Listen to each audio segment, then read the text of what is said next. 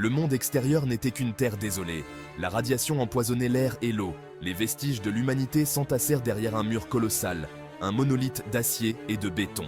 C'était leur seul sanctuaire, un bouclier contre le tueur invisible qui se cachait au-delà. C'était le monde que Dudiane connaissait, un monde marqué par les péchés du passé. C'est tout ce que je connais.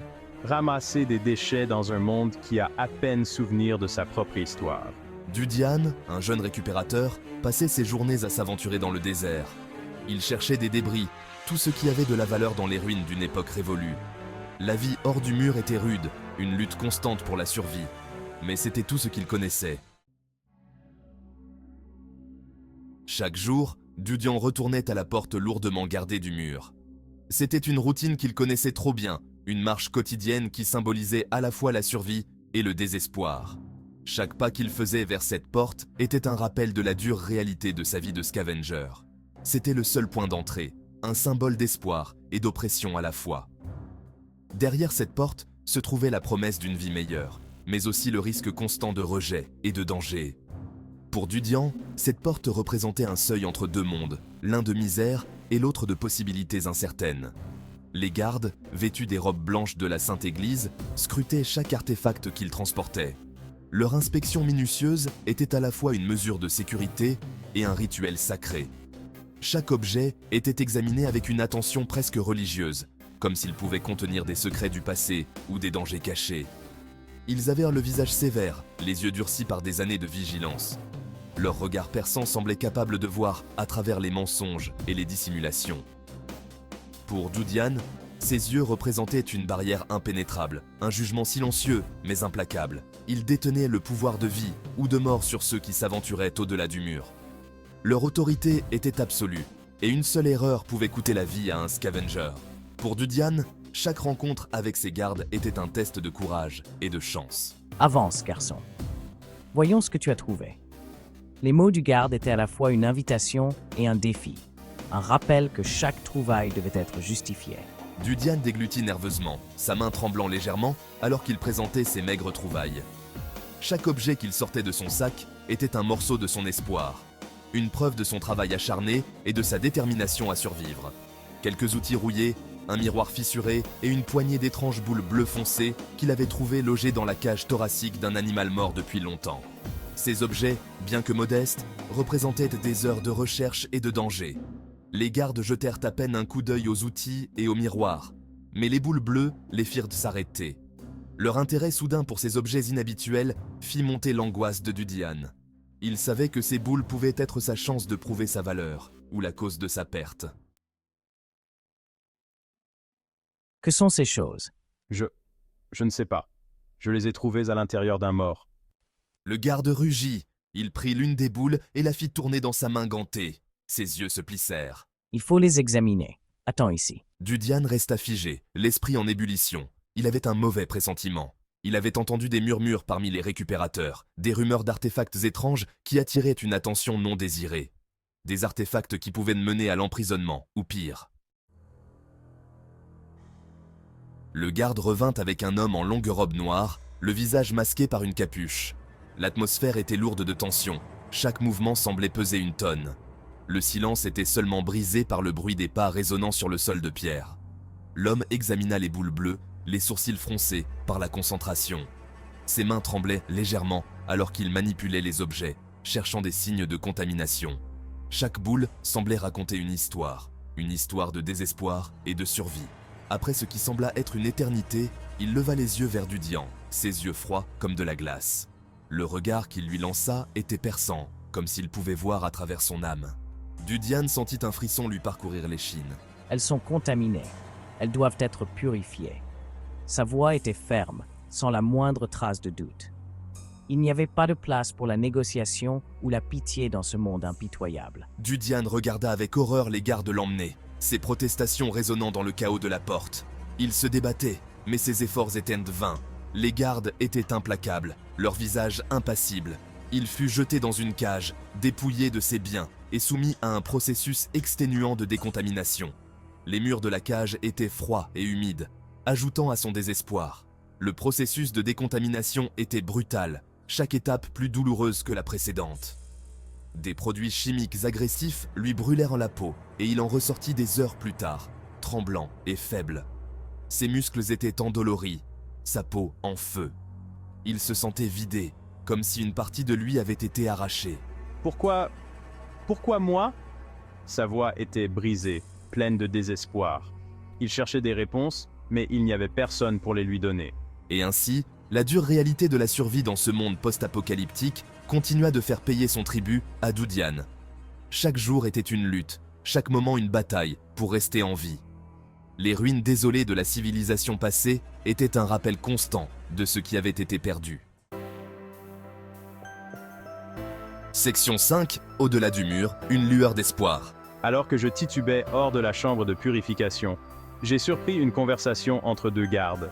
Ils parlaient d'un endroit au-delà du mur, un endroit épargné par l'Apocalypse, un endroit appelé la Cité intérieure, où résidait l'élite, à l'abri des horreurs du désert. La Cité intérieure, un lieu de légende, un phare d'espoir dans un monde dévoré par les ténèbres. Je me suis accroché à cette lueur d'espoir, à cette promesse murmurée d'une vie meilleure. Cela a nourri ma détermination à survivre, à échapper à l'existence brutale d'un récupérateur. Section 6, les Chevaliers de la Lumière, gardiens de l'humanité. This chapter delves into the lives and legends of these extraordinary warriors who have stood as the bulwark of humanity for centuries. Le lendemain, j'ai assisté à une procession comme je n'en avais jamais vu auparavant. Un groupe de silhouettes, vêtues d'armures brillantes, avançait avec une grâce et une détermination qui semblaient presque surnaturelles. Franchissait la porte à cheval. Leurs chevaux, majestueux et puissants, semblaient eux aussi conscients de l'importance de leur mission. C'étaient les Chevaliers de la Lumière, des figures mythiques dont les exploits étaient chantés à travers les âges. Des guerriers légendaires chargés de protéger le mur et de maintenir l'ordre à l'intérieur de ces murs. Leur devoir ne se limitait pas à la simple défense. Ils étaient aussi les gardiens de la paix et de la justice. Ils étaient les symboles du pouvoir et de l'autorité, incarnant les idéaux de courage et de sacrifice. Leur présence même inspirant à la fois la crainte et l'admiration. Les gens les regardaient avec des yeux écarquillés, conscients de la protection qu'ils offraient, mais aussi du pouvoir qu'ils détenaient. Je les ai regardés passer, chaque mouvement calculé, chaque geste empreint de dignité. Leurs armures scintillant au soleil. La lumière se reflétait sur le métal poli, créant un spectacle presque hypnotique. J'avais entendu des récits de leurs exploits, des histoires qui semblaient trop incroyables pour être vraies, de leur bravoure face à des dangers inimaginables. C'étaient des héros, des figures presque divines dans leur capacité à surmonter l'adversité, des légendes murmurées autour des feux de camp et à voix basse. Les anciens racontaient leurs histoires avec un mélange de respect et de crainte, comme si évoquer leur nom pouvait invoquer leur présence. Mais en plongeant mon regard dans leurs yeux froids et dénués d'émotion, j'ai ressenti une étrange dissonance. Je n'ai pu me défaire d'un sentiment de malaise. Derrière l'armure et la légende, il y avait une humanité complexe, peut-être même troublée, qui me laissait avec plus de questions que de réponses. Section 7, des murmures de conspiration. Au fil des jours et des semaines, je n'arrivais pas à me débarrasser de l'impression que quelque chose n'allait pas. Les gardes à la porte, le rituel de purification, les histoires de la cité intérieure, tout cela ressemblait à une façade soigneusement construite, conçue pour cacher la vérité à ceux qui trimaient au-delà du mur.